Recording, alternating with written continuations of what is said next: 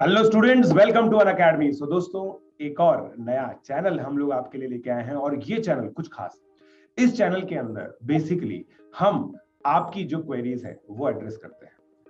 जो अन अकेडमी के top educators हैं वो आप लोगों के जो मोस्ट फ्रीक्वेंटली आस्क्ड क्वेश्चंस होंगे उनको आंसर करेंगे। तो आज मैं प्रशांत जैन आईआईटी जेईई कैटेगरी से इस चैनल पर हूं और मेरे साथ है सज्जन, जो मेरा स्टूडेंट है, पिछले 15 महीने से अन अकेडमी पर मेरे साथ पढ़ रहा है। So now I will ask सज्जन to ask me some questions. Sir, मेरा फर्स्ट क्वेश्चन तो यही है कि आपके टाइम के जेई में और हमारे टाइम के जेई में डिफरेंस क्या है?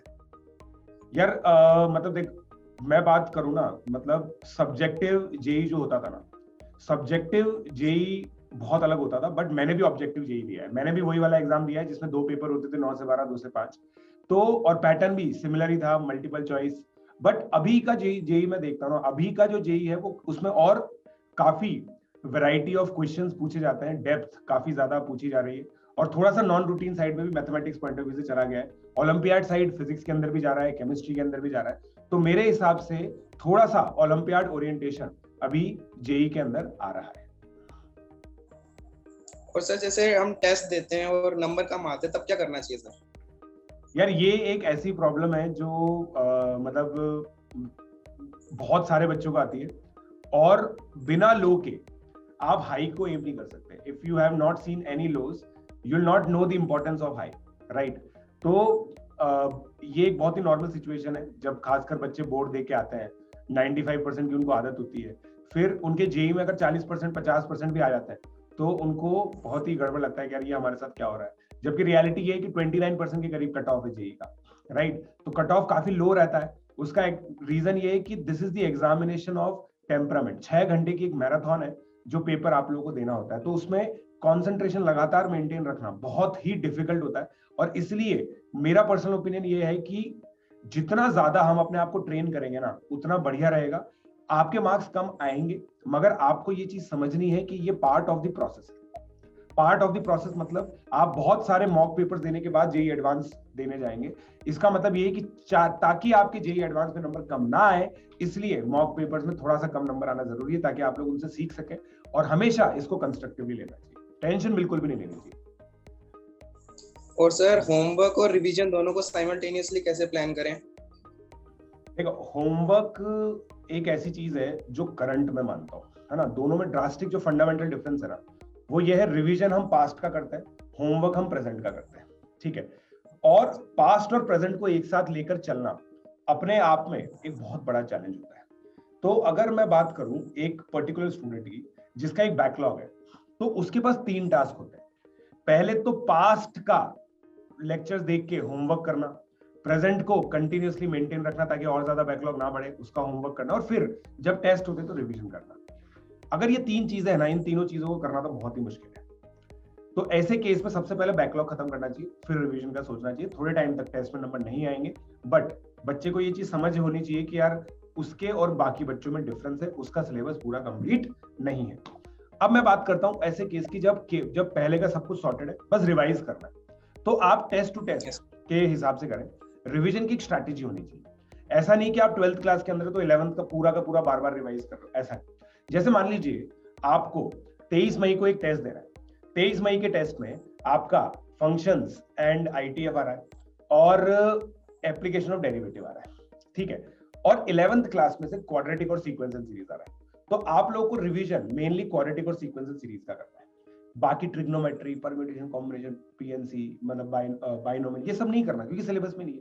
सिलेबस में जब आएंगे तब इनको भी रिवाइज करेंगे। तो रिवीजन की स्ट्रैटेजी बहुत ही स्ट्रक्चर्ड होनी चाहिए, बहुत ही एक्यूरेट होनी चाहिए और बहुत ही सॉर्टेड होनी चाहिए, ताकि आप लोगों को पता हो कि एग्जैक्टली क्या करना है रिवाइज। फिर चीजें सॉर्टेड रहती है और फिर उसको स्लॉट करना है। होमवर्क का एक स्लॉट होता है, रिवीजन का एक स्लॉट होता है, उस स्लॉट को बना के रिलीजियसली फॉलो करो। और सर, डिस्ट्रैक्शन से कैसे दूर रहे?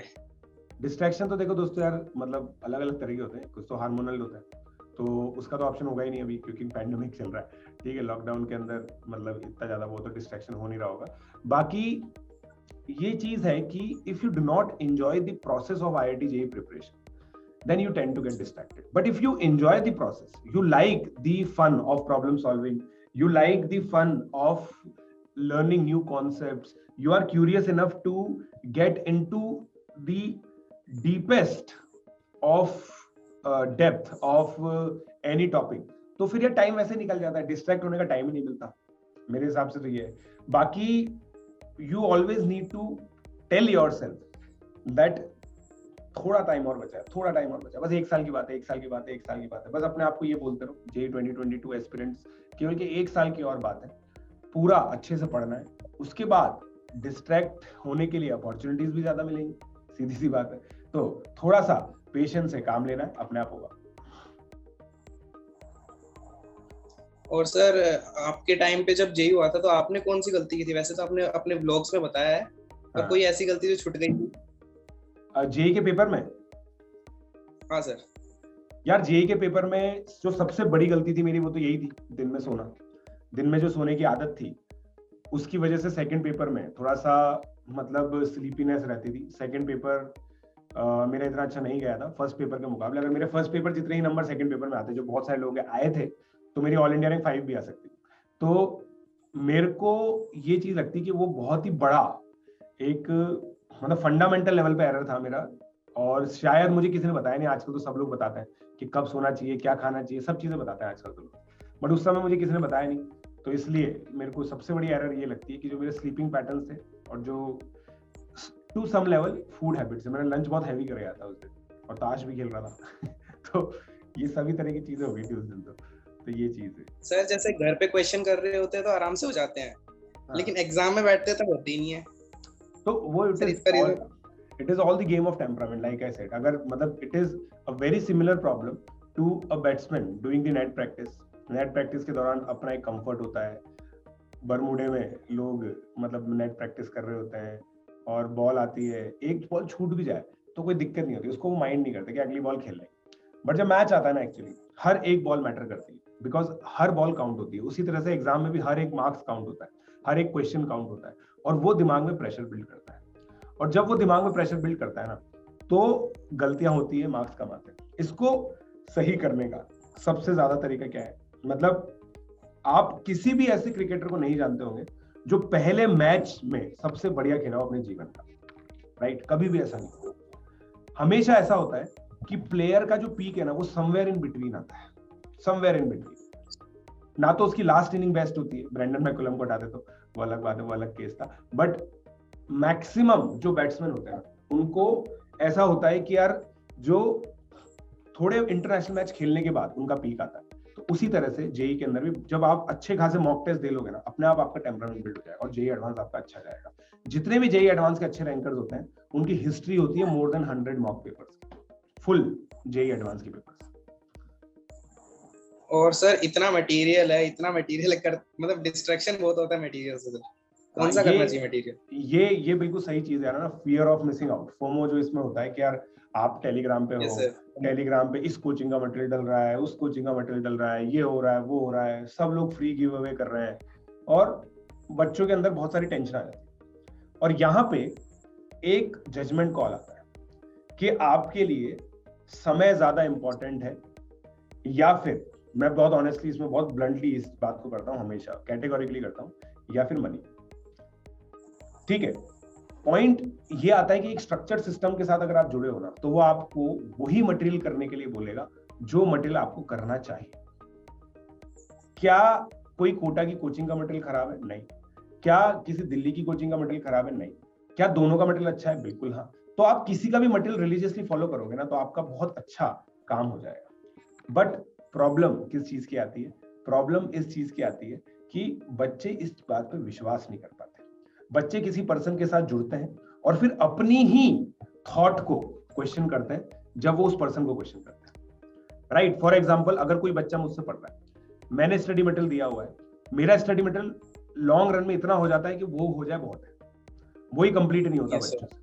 अब उसको छोड़ के अगर बच्चा सिंगेज कर रहा है या फिर कोई सी भी दूसरी बुक कर रहा है, तो फिर गड़बड़ हो जाती है, राइट? कोई सी भी आप बुक करें, ये एक प्रॉब्लम हो जाती है मेरे हिसाब से। तो इसलिए मेरा तो यही मानना रहता है कि बच्चे को सीधा का सीधा मेंटर को फॉलो करना चाहिए, जो मेंटर मटेरियल दे रहा है वो करना चाहिए। और अगर आपका मन कर रहा है किसी भी स्टडी मटेरियल को फॉलो करने का, तो पहले अपने मेंटर की आज्ञा लें, बस ये चीज। और सर सबसे बढ़िया question, how to think like a topper.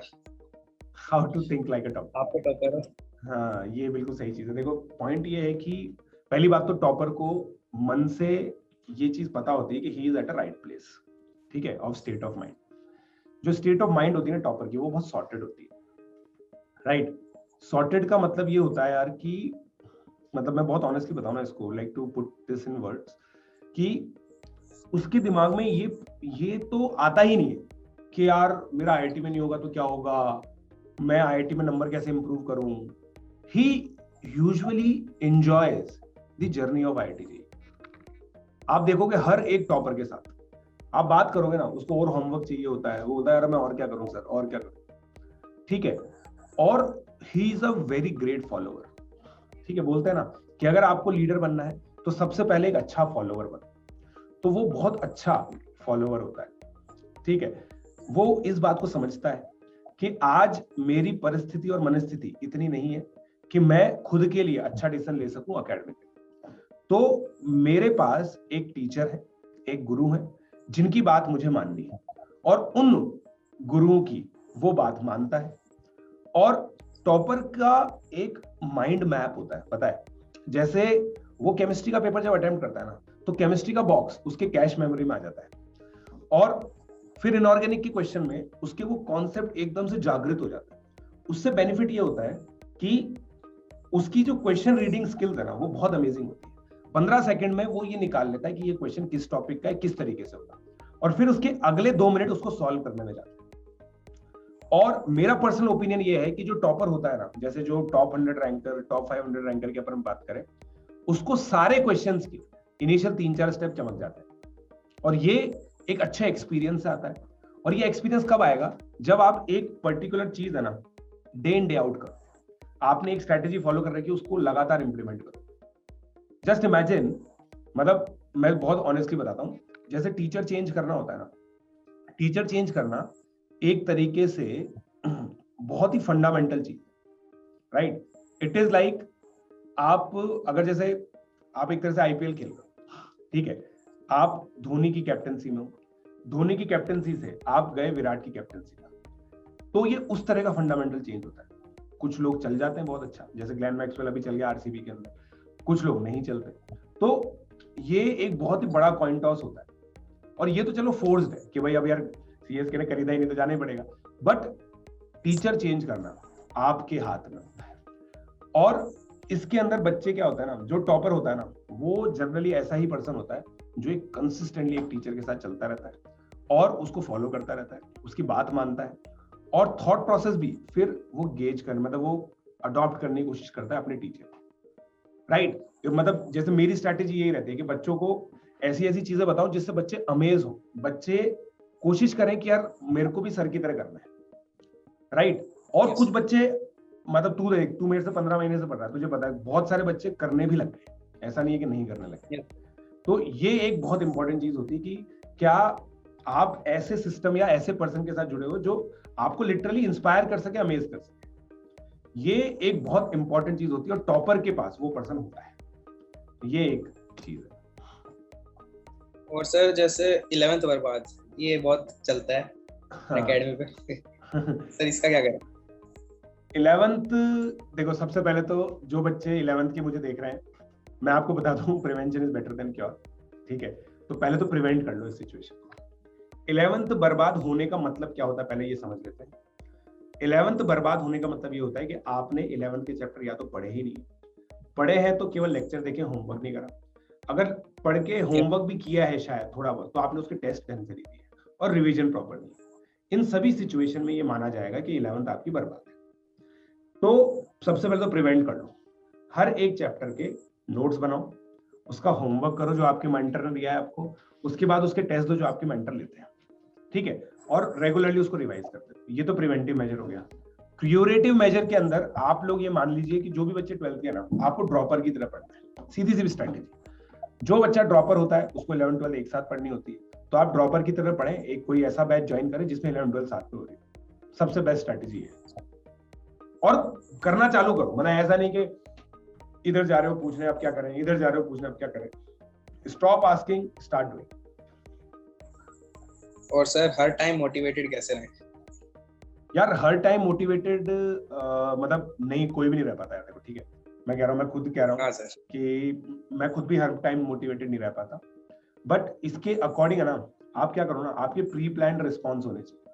Pre plan response का मतलब ये होता है कि अगर आपने कोई सिचुएशन एंटिसिपेट कर ली कि यार आज मैं मैथ्स के डेफिनेट इंटीग्रेशन के क्वेश्चन करूंगा 50, और मुझे पता है कि 10 से 15 ही होंगे, तो मेरे को डिमोटिवेशन आने वाला है.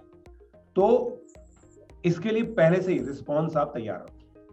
पोटेंशियल इसका रिस्पॉन्स ये हो सकता है कि यार ये पेपर में इसमें सभी को दिक्कत होती है यार, मेरे को दिक्कत हो रही, कोई नई बात नहीं.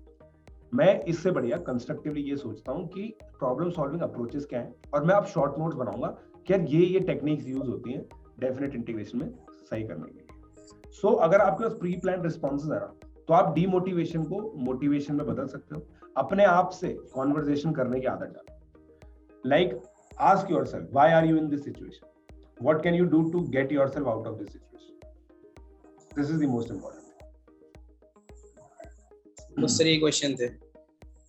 So मतलब मेरे हिसाब से I have responded to each and every question properly. So Yes, thank you, sir.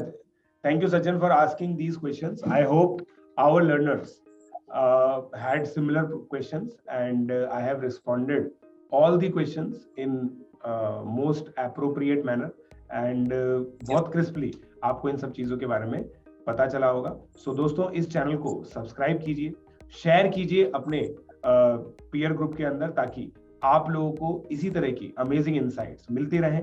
क्योंकि अनअकैडमी का सिंपल विजन है हर एक बच्चे को क्वालिटी एजुकेशन देना, और let's crack it for each and every examination. जो भी आपका एग्जामिनेशन है उसके लिए आपको यहाँ पे टिप्स एंड ट्रिक्स मिलेंगी. जो भी आपके क्वेश्चंस हो सकते हैं वो शायद यहाँ पे आंसर हो जाए. Thank you.